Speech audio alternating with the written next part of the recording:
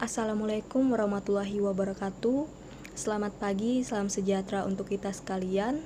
Terima kasih atas waktu dan kesempatan yang sudah diberikan kepada kami kelompok 6 untuk mempresentasikan hasil makalah kami. Begitu besar rasa puji syukur kehadirat Tuhan Yang Maha Esa, karena pada pagi yang indah dan cerah ini kita bisa dimampukan untuk bersama-sama untuk mengikuti proses pembelajaran. Walaupun proses pembelajaran kita dilakukan secara daring, tetapi tidak mengurangi rasa semangat kita untuk mengikuti proses pembelajaran. Baik, di sini kami dari kelompok 6 akan mempresentasikan hasil makalah kami. Terlebih dahulu kami memperkenalkan diri. Perkenalkan, nama saya Tia Andriani. Yang kedua, David Treyono Liono. Yang ketiga, Fitri Augina Itsmi. Yang keempat, Rasyidah. Yang kelima, Rida Rizkia. Yang keenam, Nur Hidayah. Yang ketujuh, Sartika. Yang kedelapan, Amalia Humayroh. Baik, selanjutnya kami akan mempresentasikan. Saya persilahkan kepada teman saya untuk mempresentasikan hasil makalah. Bismillahirrahmanirrahim. Assalamualaikum warahmatullahi wabarakatuh. Baiklah, saya di sini dari kelompok 6 ingin membacakan dan menjelaskan PPT dari kami yang berjudul Pengertian Pendidikan Karakter. Pendidikan adalah proses perubahan tingkah laku, penambahan ilmu pengetahuan dan pengalaman hidup agar peserta didik menjadi lebih dewasa dalam pemikiran dan sikap. Dan di sini dijelaskan, pendidikan adalah proses perubahan tingkah laku yang mana kita sebagai seorang pendidik harus bisa mengubah tingkah laku anak murid kita. Dari yang nakal akan menjadi baik, dari yang tidak beradab akan menjadi beradab. Dan di sini juga dijelaskan penambahan ilmu pengetahuan dan pengalaman hidup. Yang dinamakan pendidikan, di dalam sana otomatis akan banyak mendapatkan ilmu pengetahuan dan berbagai macam pengalaman yang baik maupun pengalaman yang buruk. Pendidikan karakter bertujuan agar peserta didik menjadi penerus bangsa, mempunyai akhlak dan moral yang baik. Dan di sini juga dijelaskan untuk berkarakter yang baik, moral yang baik. Jadi untuk menciptakan kehidupan berbangsa yang adil dan makmur. Karena apa? Di dalam suatu negara itu tidak hanya diperlukan kepintaran, tetapi juga diperlukan moral yang baik, adab yang baik, dan berlaku adil, aman, dan makmur. Karena apa? Seseorang itu tidak hanya mempunyai kepintaran, tetapi juga harus mempunyai adab. Karena apa? Adab itu lebih tinggi dari ilmu kita. Untuk apa seseorang itu pintar kalau tidak mempunyai adab? Tetapi kalau orang beradab sudah tentu pintar. Terima kasih. Assalamualaikum warahmatullahi wabarakatuh. Baik, saya di sini untuk melanjutkan materi yang berjudul Konsep Dasar Pendidikan Karakter. Konsep dasar pendidikan karakter tertuang dalam Permendikbud nomor 23 tentang Penumbuhan Budi Pekerti tahun 2015. Penumbuhan budi pekerti atau disingkat dengan PBB bertujuan 1. Menjadikan sekolah sebagai taman belajar yang menyenangkan, baik itu bagi siswa, guru, dan tenaga kependidikan. Yang kedua, menumbuhkan kebiasaan yang baik sebagai bentuk pendidikan karakter sejak di keluarga, sekolah, dan masyarakat. Contohnya itu seperti jujur, disiplin, hormat kepada orang lain, dan mandiri. Yang ketiga, menjadikan pendidikan sebagai gerakan yang melibatkan pemerintah daerah, masyarakat, dan keluarga. Yang keempat, menumbuhkan lingkungan budaya belajar yang serasi antara keluarga, sekolah, dan masyarakat. Assalamualaikum warahmatullahi wabarakatuh. Perkenalkan, nama saya Rida Rizkia. Saya akan menjelaskan tentang pendidikan karakter di sekolah dasar. Faktor keluarga berperan penting dalam membentuk karakter anak. Namun juga kematangan emosi sosial ini sangat dipengaruhi oleh lingkungan sekolah. Menurut Daniel Goleman, banyak orang tua yang gagal mendidik anak. Kematangan emosi sosial anak dapat diperbaiki dengan memberikan latihan pendidikan karakter pada anak sejak usia dini. Sekolah merupakan tempat yang strategis untuk pendidikan karakter pada anak, karena anak-anak akan mengenyam pendidikan di sekolah dan menghabiskan sebagian besar waktunya di sekolah. Oleh karena itu, sekolah akan mempengaruhi pembentukan karakter pada anak. Saat ini Indonesia belum mempunyai pendidikan karakter yang efektif. Padahal ada beberapa mata pelajaran yang berisi tentang pesan-pesan moral, seperti pelajaran agama, Pancasila, dan lain-lain. Namun, proses pembelajaran dilakukan dengan pendekatan penghafalan atau kognitif. Diharapkan para siswa mampu menguasai materi yang mana keberhasilannya diukur dengan kemampuan anak menjawab soal ujian, terutama soal ujian yang berbentuk pilihan ganda. Karena tujuannya hanyalah untuk memperoleh nilai bagus, dan itu akan berdampak kepada perubahan perilaku pada anak, dan itu tidak pernah diperhatikan. Sehingga terjadi kesenjangan antara pengetahuan moral dan perilaku. Lingkungan sekolah yang kondusif, keterlibatan guru, kepala sekolah, hubungan antar murid adalah faktor keberhasilan pendidikan karakter pada anak. Sekian penjelasan dari saya. Semoga bisa dipahami.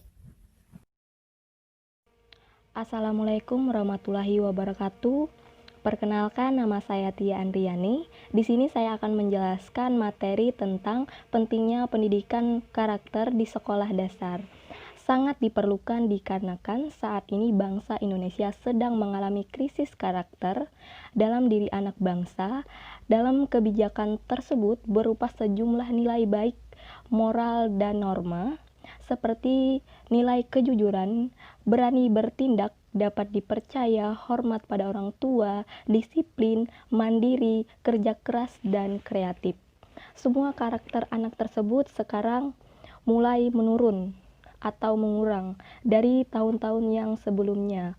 Di sini, faktor krisisnya karakter mungkin dikarenakan semakin pesatnya kemajuan zaman, sehingga karakter baik seseorang anak menurun. Jadi, kita sebagai guru sekolah dasar, kita bisa menuntun murid-murid kita atau anak didik kita untuk mengembangkan karakter mereka, supaya karakter baik, disiplin, hormat kepada orang tua yang baik kita bisa tingkatkan pada usia anak dini.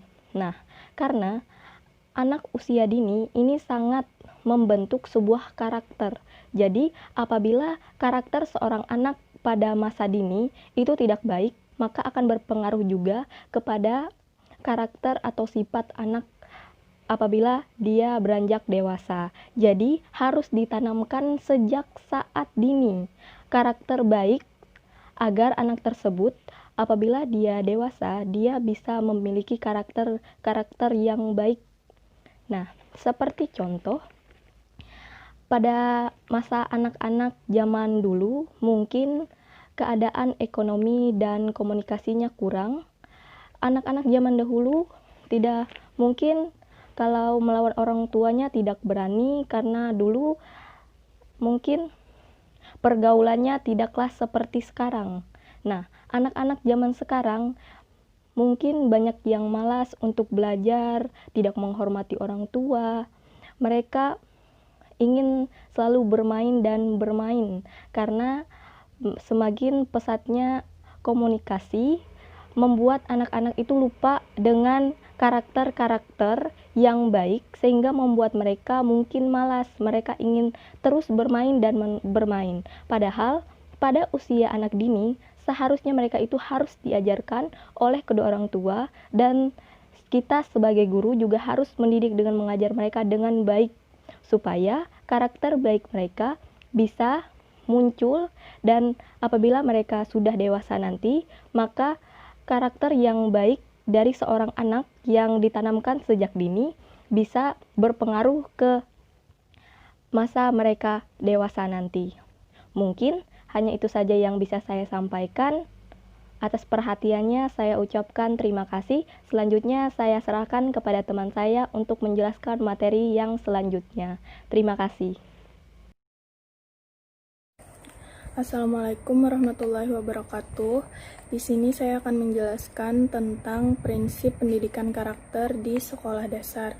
Yang pertama, proses perkembangan nilai-nilai atau karakter bangsa dilakukan melalui setiap mata pelajaran. Prinsip ini menyatakan bahwa proses pendidikan nilai-nilai atau karakter bangsa dilakukan oleh peserta didik dan guru pada saat mata pelajaran berlangsung. Yang kedua, program perkembangan dirinya melalui kegiatan-kegiatan rutin sekolah, keteladanan, kegiatan spontan pada saat kejadian, pengkondisian dan pengintegrasian pendidikan nilai karakter dengan materi pelajaran. Nah, contoh kegiatan rutin sekolah adalah upacara setiap hari Senin. Contoh keteladanan misalnya berpakaian rapi, datang tepat waktu, bertutur kata sopan dan menjaga kebersihan. Contoh kegiatan spontan misalnya membuang sampah pada tempatnya. Contoh pengondisian misalnya menjaga kebersihan dan kerapian. Contoh pengintegrasian dalam mata pelajaran yaitu nilai-nilai pendidikan atau karakter bangsa diintegrasikan dalam setiap pokok pembahasan dari setiap mata pelajaran. Yang ketiga, nilai dapat diajarkan atau memperkuat nilai-nilai luhur budaya bangsa melalui olah pikir, olah rasa, olah karsa, olah kalbu, dan olahraga. Sekian dari saya. Fungsi pendidikan karakter bagi anak sekolah dasar. Berdasarkan Kebijakan Nasional Pembangunan Karakter Bangsa, pendidikan karakter memiliki 3 fungsi, yaitu 1. Fungsi pengembangan. Artinya, pembangunan karakter bangsa berfungsi membentuk dan mengembangkan potensi manusia dan warga negara Indonesia agar berpikiran baik dan berperilaku baik sesuai dengan falsafah hidup Pancasila. 2. Fungsi perbaikan. Artinya, pembangunan karakter bangsa berfungsi memperbaiki dan memperkuat peran keluarga, satuan pendidikan, masyarakat, dan pemerintah ikut berpartisipasi dan bertanggung jawab dalam pengembangan potensi warga negara dan pengembangan bangsa menuju bangsa yang maju, mandiri, dan sejahtera. 3. Fungsi penyaring. Artinya, pembangunan karakter bangsa berfungsi memilah budaya sendiri dan menyaring budaya bangsa lain yang tidak sesuai dengan nilai-nilai budaya dan karakter bangsa yang bermartabat. Assalamualaikum warahmatullahi wabarakatuh. Baiklah, di sini saya akan menjelaskan materi tentang tujuan pendidikan karakter. Pertama, mengembangkan potensi nurani peserta didik sebagai seorang yang memiliki integritas dan berwawasan luas, serta menjadikan mereka sebagai warga negara yang memiliki nilai-nilai karakter. Seorang pendidik juga mempersiapkan peserta didiknya agar menjadi lebih baik guna bermanfaat untuk orang lain dan diri sendiri dengan memiliki kemampuan, kemauan, dan menerapkan nilai-nilai Pancasila dalam kehidupan sehari-hari. Yang kedua, mengembangkan kebiasaan dan perilaku terpuji sejalan dengan nilai-nilai universal, tradisi budaya bangsa, dan religius. Sudah tanggung jawab sebagai seorang pendidik dalam memberikan pemahaman dan menerapkan pendidikan karakter kepada peserta didik agar mereka terhindar dari sifat-sifat tercela yang merugikan diri sendiri dan orang lain, serta dengan memberikan gagasan mendasar, pemahaman mendasar tentang nilai-nilai, norma, etika, dan moral. Yang ketiga, menanamkan jiwa kepemimpinan dan bertanggung jawab terhadap peserta didik sebagai generasi penerus bangsa. Artinya, seorang pendidik harus profesional dalam mengajar agar pendidikan yang diberikan berkualitas dan memberikan contoh disiplin dan berkarakter agar dapat membangun generasi yang cerdas guna menghasilkan calon pemimpin yang bertanggung jawab. Yang keempat, mengembangkan mengembangkan kemampuan peserta didik menjadi seorang yang mandiri, kreatif, dan berwawasan kebangsaan. Artinya, seorang pendidik harus memiliki hasrat kuat untuk mencari cara agar peserta didik dapat lebih berani menyampaikan pendapat dan juga mencari cara untuk berinovasi, memberikan pemahaman baru kepada mereka. Yang kelima, mengembangkan lingkungan kehidupan sekolah sebagai tempat belajar yang nyaman, aman, jujur, berkreativitas, dan bersahabat. Menciptakan sekolah aman, nyaman, dan disiplin sangatlah penting agar siswa dapat mencapai prestasi belajar yang baik, tenang, dan nyaman karena lingkungannya. Dan juga guru dapat menampilkan kinerja terbaik mereka. Agar tercipta lingkungan belajar yang nyaman, aman, dan tenang, dan sebagainya, harus ada kepedulian, perhatian, dan kerjasama di dalam sekolah tersebut. Sekian dari saya. Assalamualaikum warahmatullahi wabarakatuh. Perkenalkan, nama saya Nur Hidayah. Di sini saya akan menjelaskan materi tentang dampak pendidikan karakter di sekolah dasar.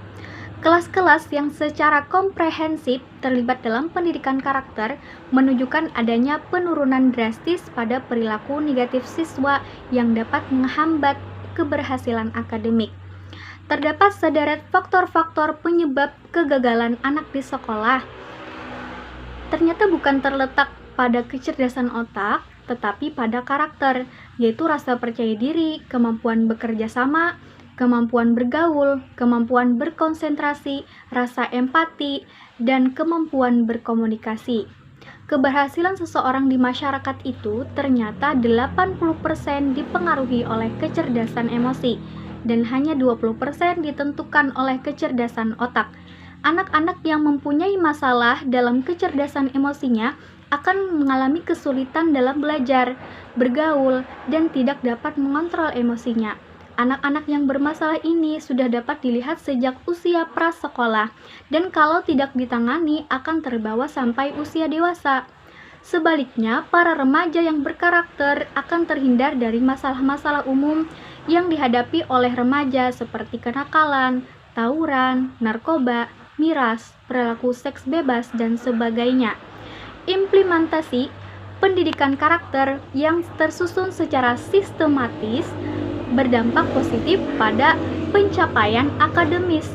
Seiring sosialisasi tentang relevansi pendidikan karakter ini, semoga dalam waktu dekat tiap sekolah bisa segera menerapkannya, agar nantinya lahir generasi bangsa yang selain cerdas juga berkarakter sesuai nilai-nilai luhur bangsa dan agama. Sekian, terima kasih.